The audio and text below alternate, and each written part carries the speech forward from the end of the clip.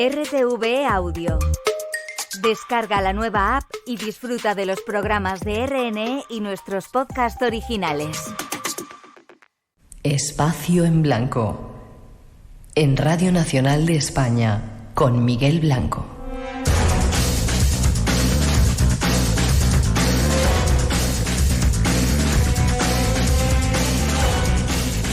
Pasan algunos minutos de las 3, las 2 en Canarias, y después de la información regresamos. Bienvenidos de nuevo a esta segunda hora del Espacio en Blanco. Redes sociales abiertas, dispuestas para vuestra participación. eBlanco Radio en Facebook, Twitter e Instagram. Y tenemos aún mucho más para ofreceros.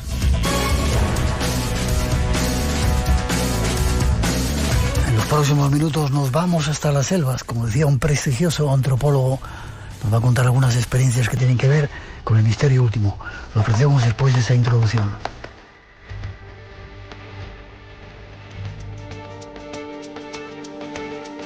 Nos instalamos en la espesura de las selvas del Amazonas. Tenemos una cita con un prestigioso antropólogo para conocer algunos de sus secretos.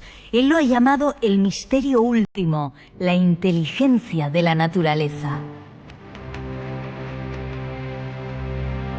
La naturaleza nos ofrece desde el alimento y el combustible que nos mantiene vivos hasta la belleza cuya contemplación nos hace humanos. Y nos propone además un misterio insondable. ¿Cómo funciona?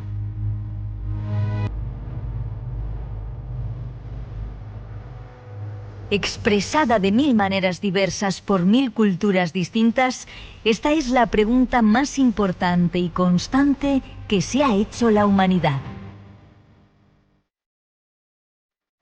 Esa misma demanda se la ha hecho nuestro invitado y hoy viene con nosotros para darnos respuestas.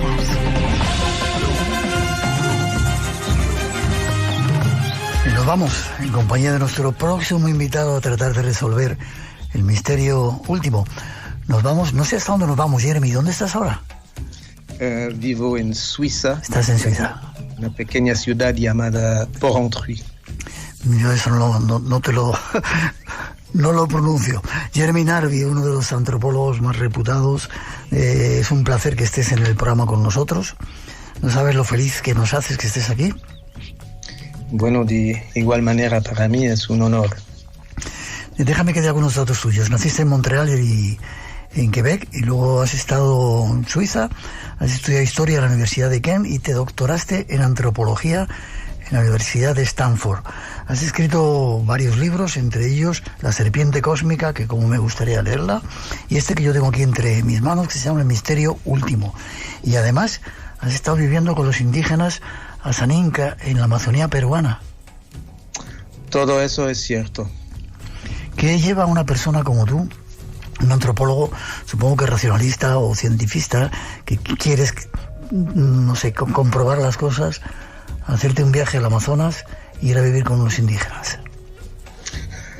Bueno, a la verdad, hace casi ya más que 40 años, porque ahora tengo 63, pero teniendo 23, 24 de joven antropólogo, mi interés era realmente de entender la diferencia entre los ricos y los pobres, las inigualdades. Y empecé entonces a estudiar la antropología por eso, inigualdades de raza, de clase, de género. Y un profesor en Stanford me dijo, si quieres entender estas cosas, el desarrollo del tercer mundo, para tener un mundo más justo, tendrías que interesarte a la pregunta de los pueblos indígenas. Son pueblos que viven en lugares muy alejados, la Amazonía, el desierto australiano, el Ártico, y ocupan recursos naturales que tienen otra manera de entender el uso de los recursos naturales que los que quieren hacer el desarrollo, que sean capitalistas como el Banco Mundial, comunistas como los soviéticos de estos tiempos. Los pueblos indígenas, decía este profesor, era la debilidad del sistema de todos los que querían hacer desarrollo. Así que si quieres entender esta temática, tienes que interesarte a eso. Yo no tenía un gran interés en los pueblos indígenas, era por esta razón teórica, y no tenía tampoco un gran interés en la Amazonía, en el bosque tropical y todo eso. Pero cuando eres un joven antropólogo, para ponerte en antropólogo tienes que ir en un lugar difícil, vivir ahí 2 años, salir de tu zona de comodidad, ¿no?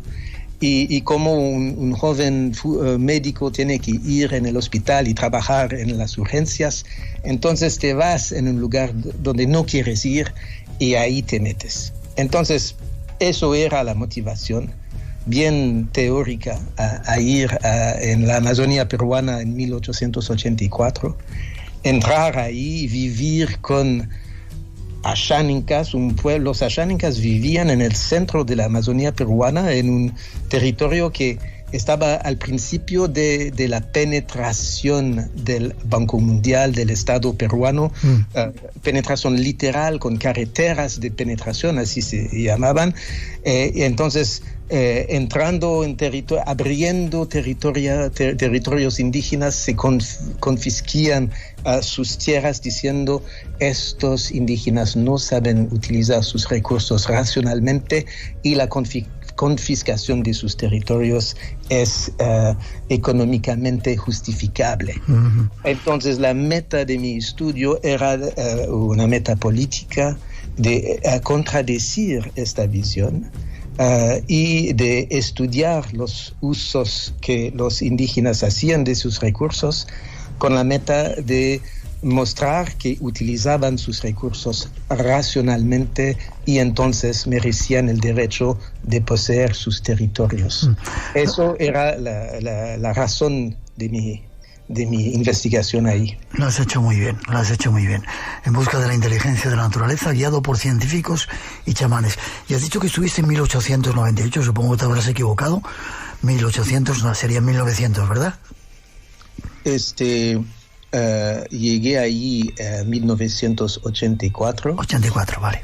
Y viví ahí 2 años y escribí el primer libro, La serpiente cósmica, en 95, 8 años después, y Inteligencia en la naturaleza en 2005. Entonces hay mucho tiempo entre la primera estadía, después el primer libro, después el segundo libro, porque son temas complejas. Y además no soy solamente escritor, pero más bien activista. Así que antes de escribir libros he hecho años de trabajo para apoyar iniciativas indígenas ahí, habiendo terminado el doctorado, ¿no? He visto que has sido director de proyectos amazónicos para la ONG suiza Nouvelle Planet. Hasta la fecha. Qué bien. Te voy a pedir que si puedes, porque tengo 1000 temas para tratar contigo, si puedes contestar telegráficamente. Ya nos has contado un poco cómo eran esos indígenas. ¿Cómo fue tu vida allí? ¿Te adaptaste bien? ¿Era fácil vivir en la selva para un blanquito como nosotros? Claramente no. Esto es telegráfico, ¿no? Ah, vale, me has dejado cortado. Así me gusta. ¿Estuviste 2 años viviendo con ellos? Así es. Vale, y no te falta que seas tan telegráfico si no quieres. No, yo puedo hacer un poco con más detalles si quieres, ¿no? Pero cuéntame cómo vivían esos indígenas.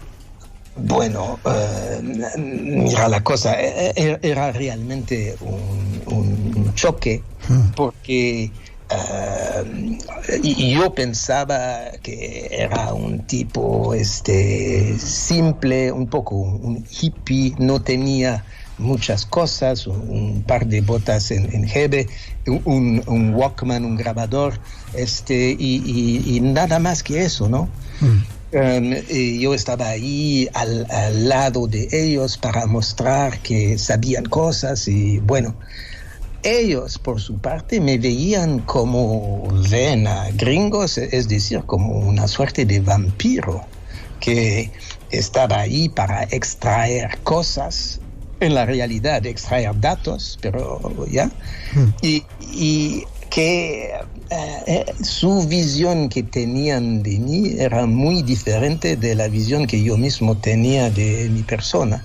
Entonces, eso era ya una dificultad, y era cierto que estaba ahí finalmente no solamente para el bien de ellos, pero también para el bien mío, es decir, que terminando mi estudio yo iba a ponerme en doctor.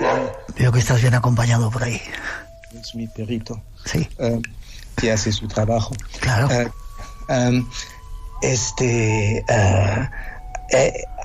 La experiencia de vivir con ellos y de entender que en sus ojos yo era un gringo más, y que los gringos desde siglos vienen para extraer cosas, para imponer ideas, porque piensan que saben más o mejor, que su religión es mejor, su tecnología es mejor. Entonces, yo tenía que reconocer que eso era mi cultura, mis antepasados, la tradición yo venía, e incluso mi opinión de la antropología era para el bien del saber que yo estaba ahí, pero ¿el saber de quién? El saber de los antropólogos, no realmente el saber de los ashánicas. Además, mi estudio iba a hacerlo en inglés, que los ashánicas no leen. Así que, entendiendo después de unos días, unas semanas, que su visión de mí era así un pistaco, ¿no? Un vampiro blanco que quiere extraer nuestra fuerza vital,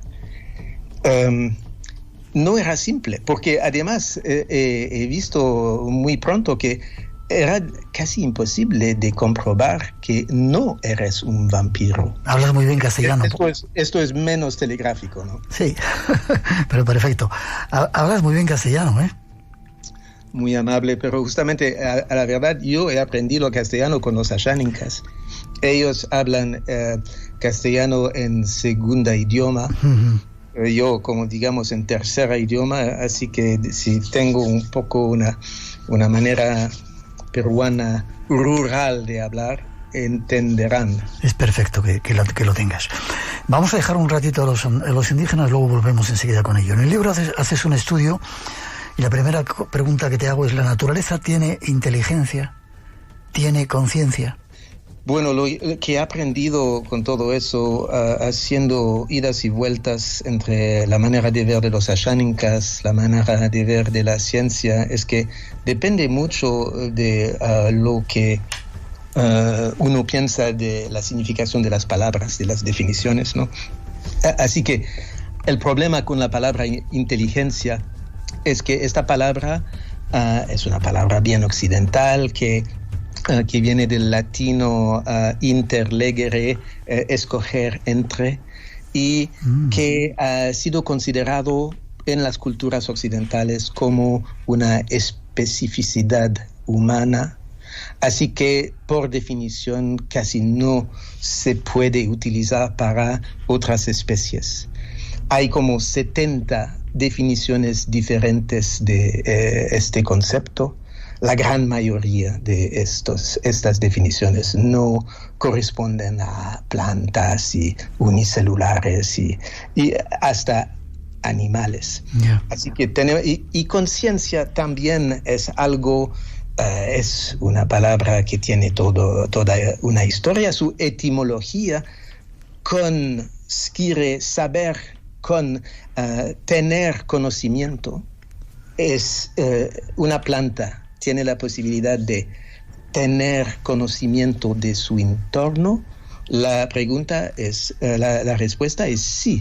Pero si tu definición de la palabra conciencia exige la presencia de un cerebro, por ejemplo, una planta no tiene cerebro, así que según esta definición no puedes decir que la planta tiene conciencia. Así que los conceptos que tenemos a nuestra disposición en idiomas occidentales son problemáticos para entrar en los conceptos, digamos, amazónicos de los pueblos indígenas sobre las plantas, los animales, sus personalidades, su inteligencia. Estamos en los límites de nuestro idioma y nuestros sistemas conceptuales, y esto es interesante justamente.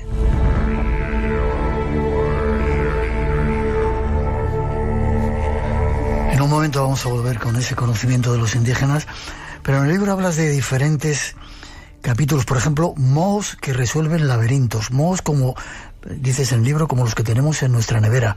¿Resuelven laberintos los mohos? Bueno, es un ejemplo que me gusta desde muchos años y es una investigación de un japonés, y no es por casualidad que un japonés ha hecho esta investigación, me explico.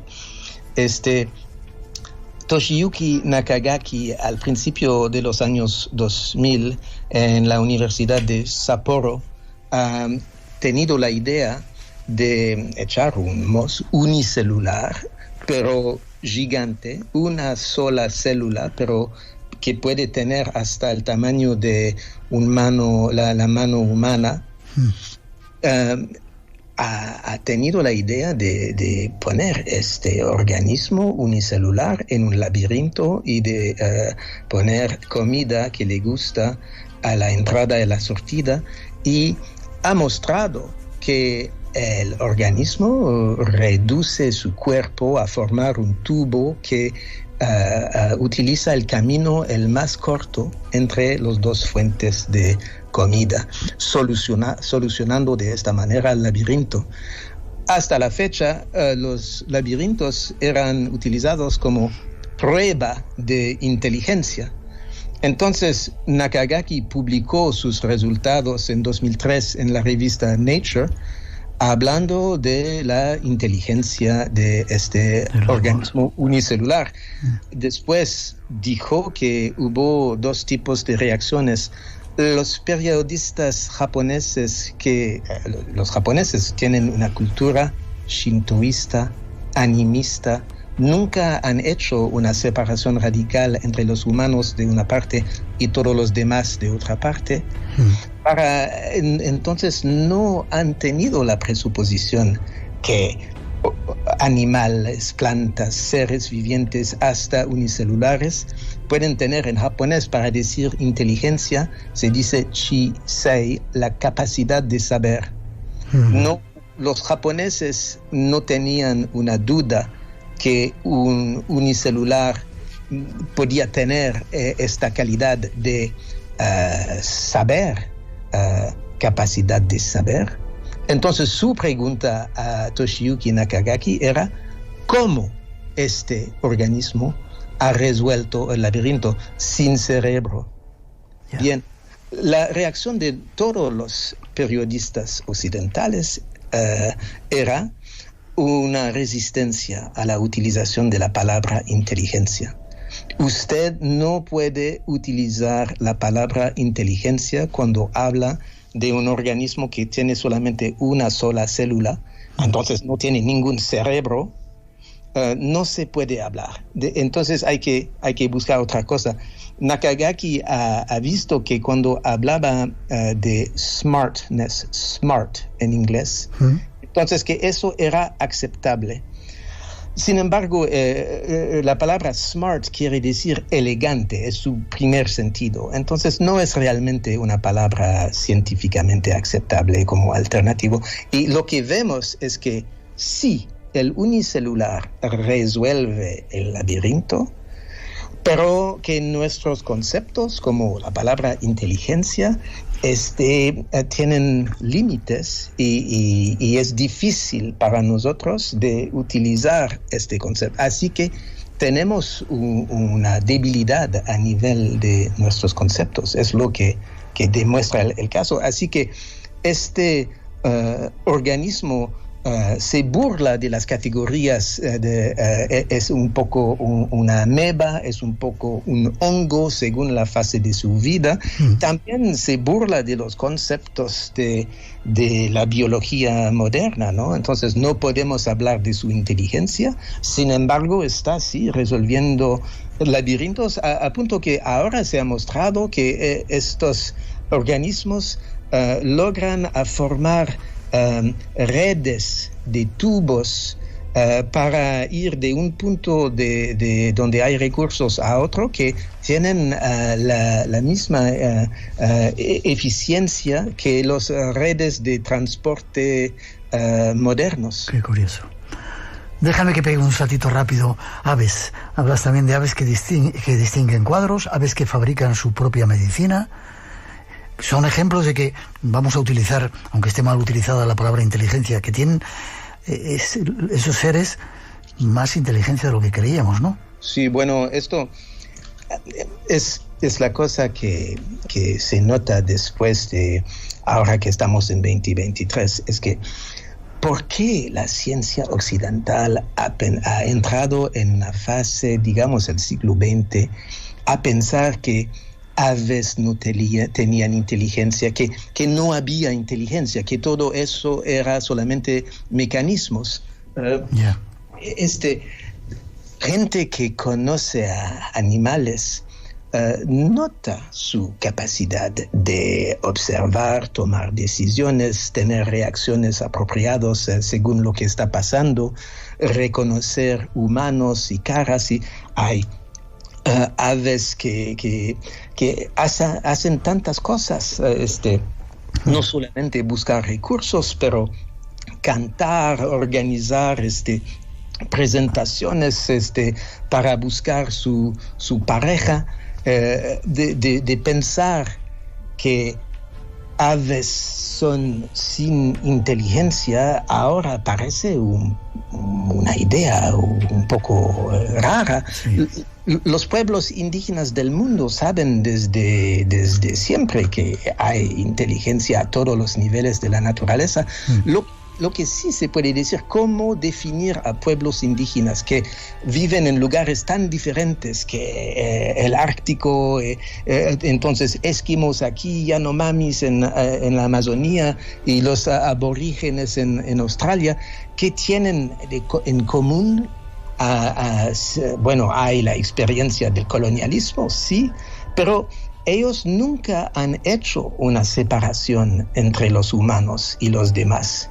Esta separación que los humanos son los únicos inteligentes, los únicos sujetos, los únicos conscientes, y nosotros los únicos que tenemos tanto la capacidad de hacer abstracciones o de construir herramientas. Hay una lista que las culturas occidentales han puesto como las especificidades de los humanos. Era casi una obsesión desde 1500, ¿no?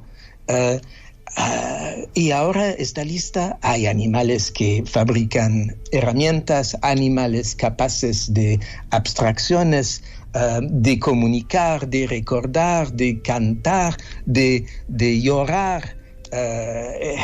Y bueno, cada especie tiene sus capacidades y sus incapacidades. Y bueno, nosotros no tenemos algunas capacidades de los aves, ¿no? Incluso volar y cantar como ellos. Así que depende de los criterios, pero todos, incluso unicelulares, parecen demostrar la capacidad de percibir su situación, de tomar decisiones y de actuar con algo que parece a la inteligencia.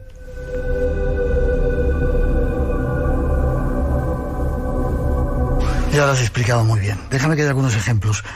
Aves que practican su canto mientras duermen, por ejemplo, abejas que fabrican opioides para sanarse, plantas que toman decisiones, mariposas que piensan, tienen neuronas fotosensibles que controlan cuando los genitales para ver si la puesta está bien hecha, Todo eso que se está descubriendo la ciencia ahora, que estáis descubriendo los biólogos y los antropólogos como tú, ya lo sabían. Volvemos al mundo de los pueblos ancestrales, lo sabían en las antiguas culturas, ¿verdad? Sí, así es. Y para tomar un ejemplo simple, en, digamos, 84, 85, como joven antropólogo, llegando del mundo occidental bien materialista, cuando los asháninkas me hablaban de plantas como de seres que perciben, que saben, que comunican entre ellos, que toman decisiones, yo pensaba que eran, digamos... Están locos. Locos, sí. Irracionales, animistas... incultos. Bueno, incultos. Porque en este momento todo el mundo sabe que una planta es una suerte de mecanismo, no hace mucho, no tiene cerebro, crece por osmosis y todo está físico, químico y bien entendido por nuestros especialistas. Y yo no soy especialista, pero sí creo en la ciencia, basta. Ya. Ahora, 40 años más tarde, lo que los científicos, los botánicos, que ahora tienen herramientas moleculares para mirar adentro de las plantas, lo que dicen, por ejemplo, que una sola hierbita está cubierta de proteínas fotorreceptores que son casi idénticas a las proteínas fotorreceptores de nuestras retinas, rhodopsin. Entonces, la hierba no tiene un ojo o un par de ojos, pero tiene miles de millones de proteínas individuales capaces de percibir la luz.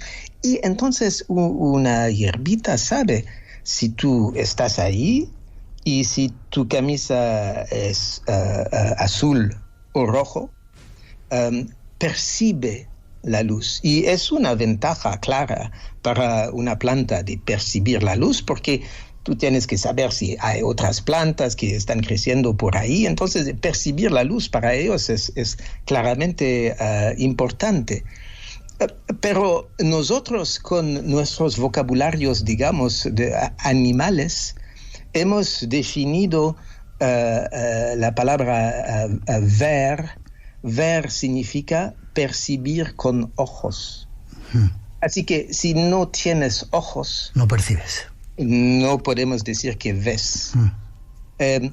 Y con las plantas es así. Entonces, el comportamiento era también una cosa que se decía, las plantas no tienen comportamiento. Podemos estudiar comportamiento de animales, pero de plantas no se puede hablar de eso. Bueno, ¿por qué? Porque comportamiento significa movimiento. Si no hay movimiento, no hay comportamiento. Bueno, y las plantas, todo el mundo sabe, no mueven.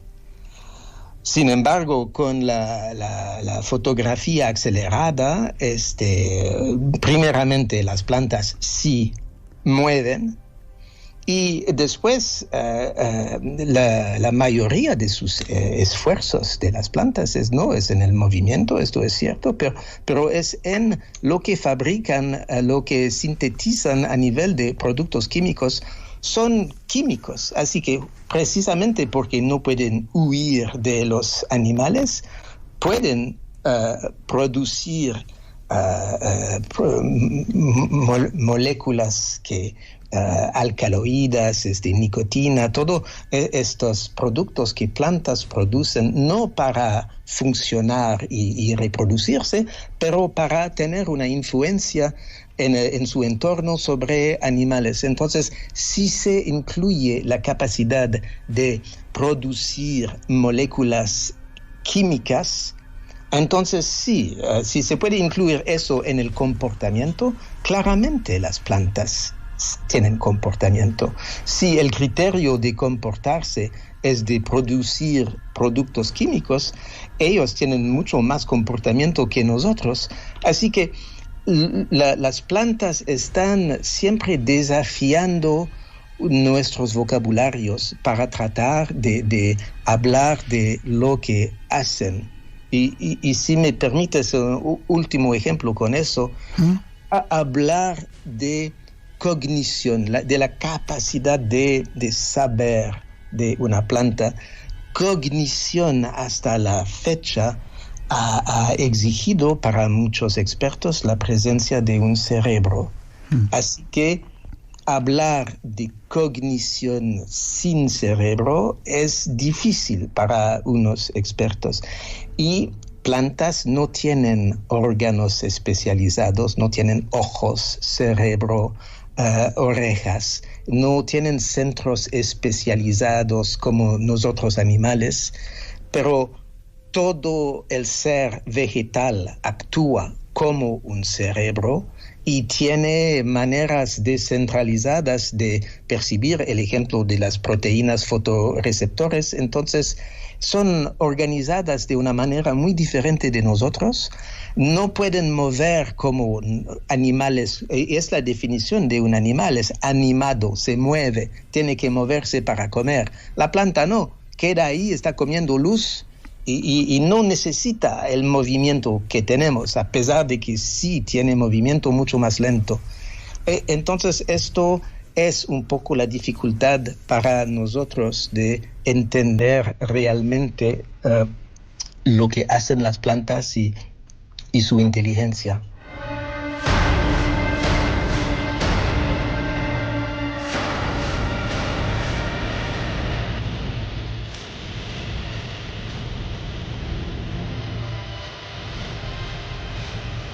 En Radio Nacional tenemos las noches más llenas de misterio de la radio. Adelante, disfrútalas. Estás en Espacio en Blanco, con Miguel Blanco, en Radio Nacional de España. Y esta noche acompañados de Jeremy Narby en busca de la inteligencia de la naturaleza. ¿Estás a gusto, Jeremy? Siempre me gusta preguntar a los invitados cuando nos veo. ¿Estás a gusto? Sí, muy a gusto. Vale, vamos de nuevo con los indígenas. Has tenido experiencias con chamanes, ¿no? ¿Has probado alguna de esas plantas de poder que algunos llaman drogas, plantas de poder? ¿Qué sentiste? ¿Qué viste? ¿Qué te cambió? Bueno,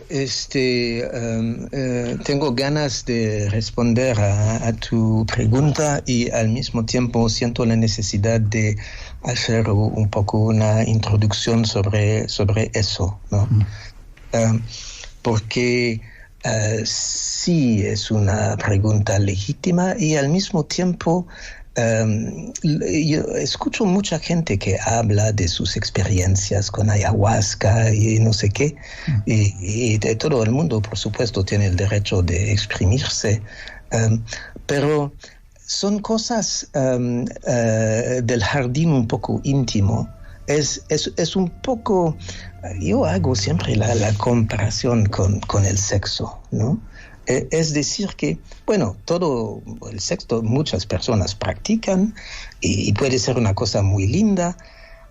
Personalmente no tengo ningún deseo de hablar de mi vida sexual, ni tanto de escuchar la vida sexual de los demás. Cada uno tiene su cosa, es muy íntimo, ¿no? Sí.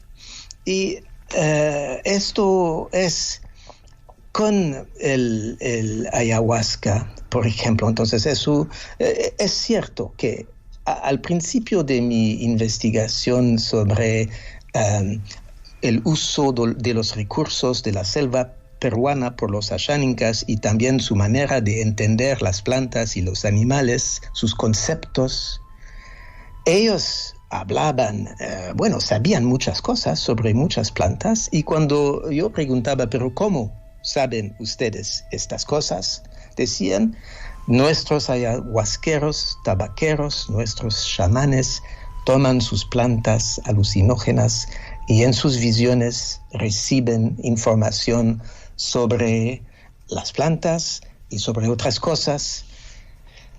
Hasta que un día, y para mí eso que era una pregunta, yo no pensaba realmente que era posible de recibir información verificable sobre propiedades medicinales de plantas en las alucinaciones.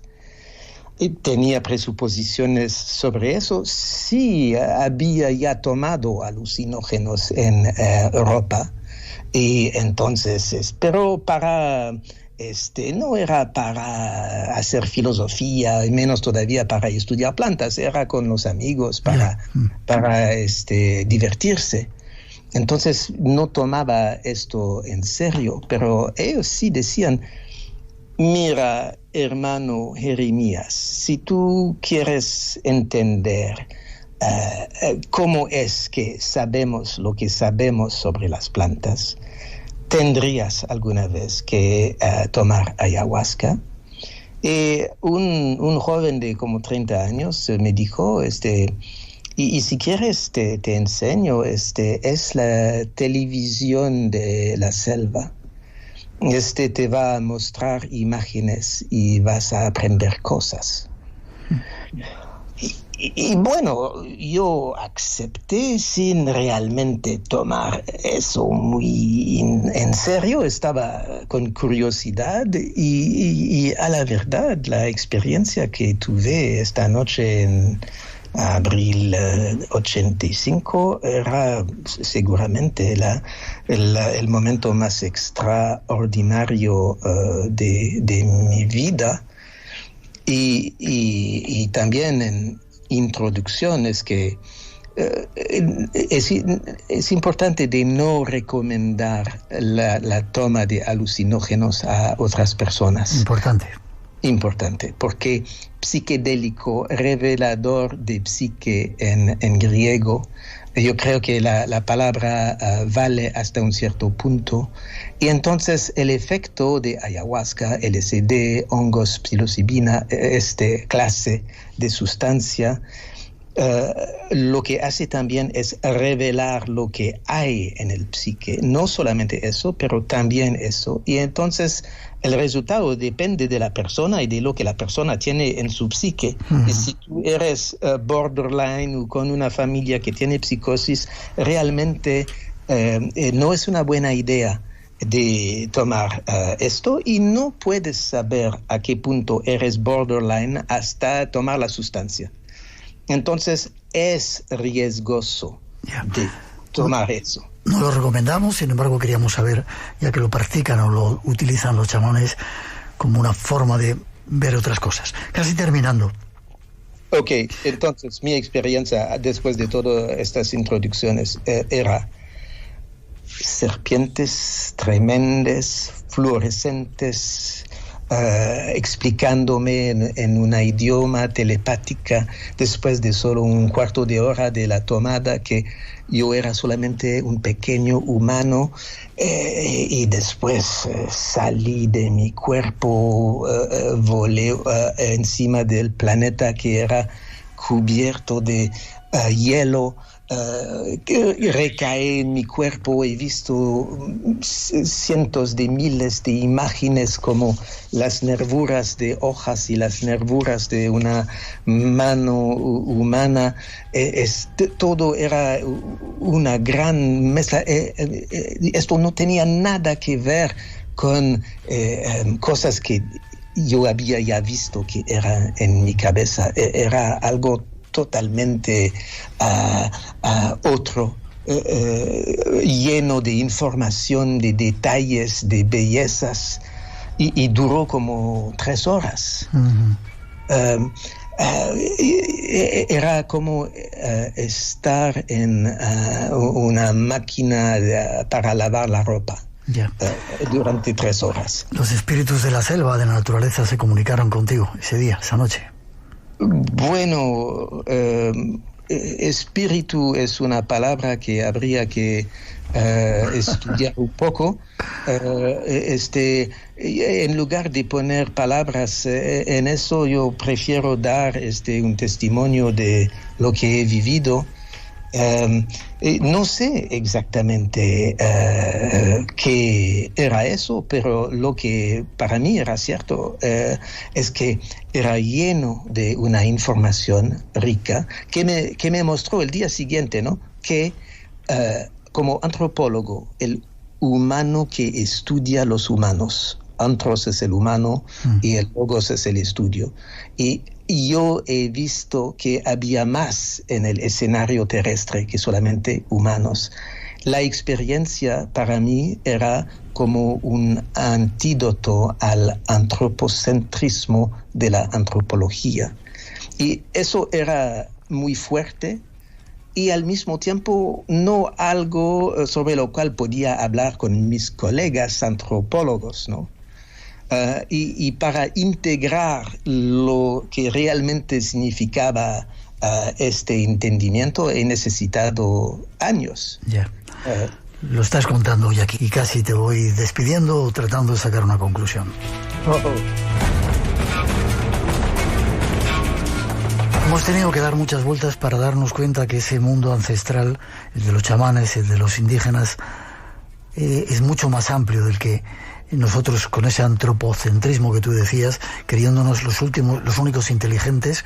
Quizá ellos nos tengan que dar la enseñanza de que la naturaleza tiene signos, se comunica, hay guardianes, dueños de los animales, los macunas que dicen que los animales se ven entre sí como seres humanos, ¿verdad? Quizá deberemos devolver un poco nuestra mirada hacia esa cultura ancestral y aprender que este mundo es mucho más amplio que lo que nos dejan ver o lo que percibe nuestro cerebro.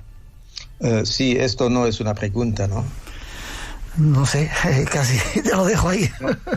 No, yo estoy bien de acuerdo con eso. Lo que podría agregar es que el concepto de naturaleza no es un concepto amazónico. Si tú miras la definición de la palabra, es todo lo que es no humano. En la naturaleza en el concepto de naturaleza, hay una oposición entre el humano y el no humano. La cultura es humana, la naturaleza es todo lo demás que no es humano. Es un concepto francamente occidental y encontramos en este concepto esta separación que los occidentales hacen entre ellos y las demás especies. Los amazónicos que viven en la naturaleza, la más activa del mundo, cuando preguntas a una Xaninka, ¿cómo dicen ustedes en su idioma todo lo que no es humano? Ellos dicen, no tenemos un tal concepto, más bien te explicamos desde tiempo que todas estas especies son personas como nosotros, es la misma familia, son Ashaninkas, son personas como nosotros. Ellos no hacen esta separación entre el humano y el resto, y para ellos el mundo de la selva, incluyendo los humanos, es un gran conjunto, digamos, horizontal, una gran asamblea de seres, y los humanos necesitan tomar eso en cuenta para poder vivir bien entre ellos y también tomar en cuenta el punto de vista de las otras especies, si no llegan enfermedades y otros problemas. Así que reabrir el diálogo con las otras especies que nos rodean, considerarlas no como algo muy diferente de nosotros, pero como seres que tienen un punto de vista y que merecen como nosotros el derecho de vivir, eso ya sería un progreso y podríamos aprender a esta manera de acercarse del asunto de los pueblos indígenas.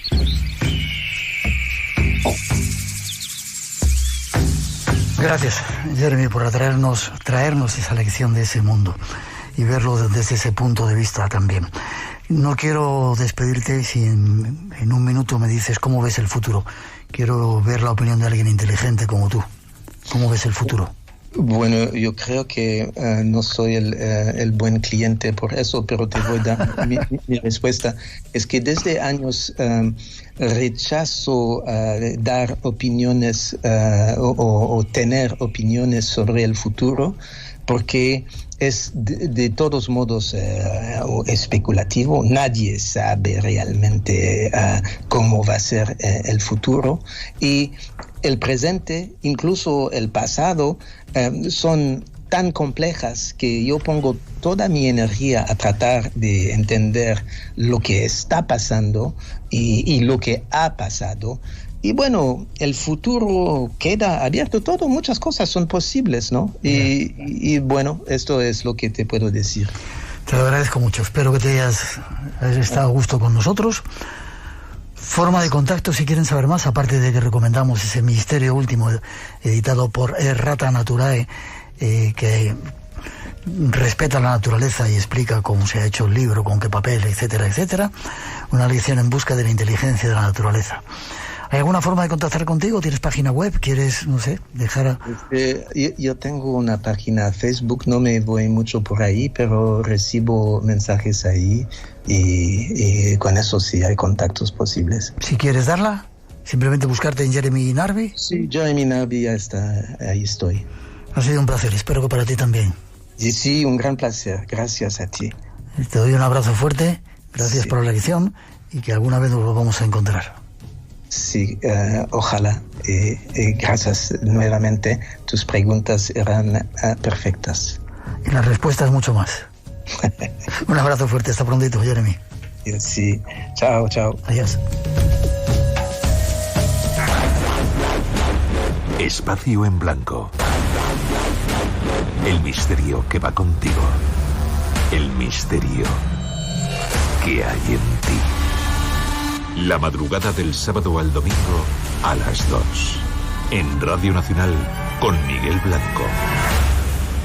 Para todos los oyentes de Espacio en Blanco, desde el monte Roraima, en Venezuela, la madre de todas las aguas, con nuestro guía Pemón Octavio. Roraima, la madre de todas las aguas. Y a través de una emprendedora que cree que un turismo ético y sostenible es posible. Para todos en Europa, en España, invitados a practicar ese turismo ético, sostenible y espiritual que nos conecta con Gaia, con la Pachamama. Están todos invitados a honrar estos templos naturales a través de este tipo de turismo. Un saludo. Regresamos de las selvas y llegan más misterios todavía al Espacio en Blanco.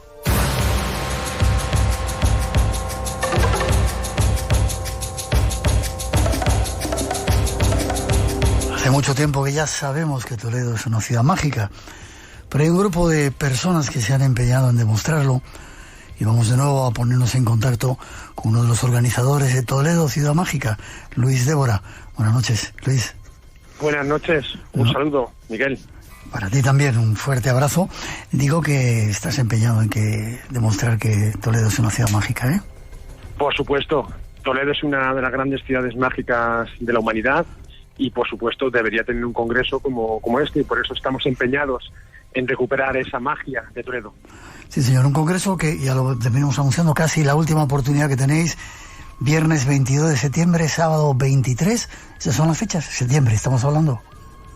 Correcto, viernes 22 de septiembre y sábado 23 de septiembre de este año, pues podemos disfrutar pues de fantásticos ponentes, fantásticas personas y en un lugar emblemático, el Castillo de San Servando. Sí, señor. Fíjate que yo había estado veces en Toledo y nunca me había fijado en el castillo, ¿eh? Pues es un lugar especial, además con una historia ya desde el siglo XI, es decir, nos encontramos en uno de los lugares emblemáticos de la ciudad. Y además con fantasma incluido. Correcto, y además en el propio congreso la gente va a poder disfrutar de una actividad de investigación con Pedro Amorós en directo, que se va a ir con todos los asistentes a hacer una investigación por este castillo tan encantado al parecer. Y además con una novedad este año, la gente que asiste al congreso va a poder dormir incluso en el castillo. Eso es. La gente va a poder disfrutar y pernoctar en el castillo y que ellos mismos experimenten si es verdad que allí se esconden esos fantasmas o ese más allá. Qué oportunidad. Dime rápidamente quiénes van a estar, vamos a recordarlo.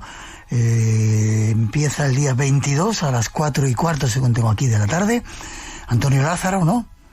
Correcto, Gonzalo Rodríguez, Ángel de la Cruz, Luis Silva, Daniel Gómez Aragonés, Miguel Ángel Pertierra, Pedro Amorós, Francisco José Rodríguez, Jesús Callejo, Josep Guijarro y, por supuesto, Miguel Blanco y Espacio en Blanco. Y además creo que vais a tener también una visita a ese Toledo fascinante, ¿no?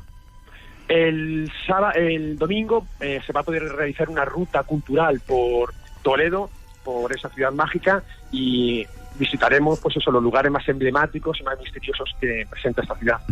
¿Qué hay que hacer para apuntarse? No sé si todavía queda posibilidad, porque el aforo no es muy amplio, pero si se quieren apuntar a alguno de nuestros oyentes, ¿cuál es la forma de contacto? La forma de contacto es a través de un teléfono. El teléfono es el 669-07-8007, repito, teléfono 669-07-8007, y a partir de ahí pues le damos toda la información que necesiten.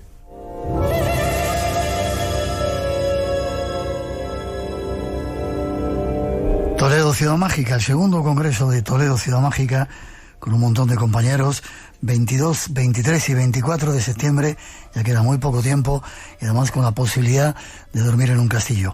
Luis, enhorabuena, ahí nos veremos, va a ser un placer estar de nuevo juntos viviendo esas aventuras. El placer va a ser mío y seguir aprendiendo de todos vosotros. Muchísimas gracias. Un abrazo fuerte, hasta prontito. Un fuerte abrazo.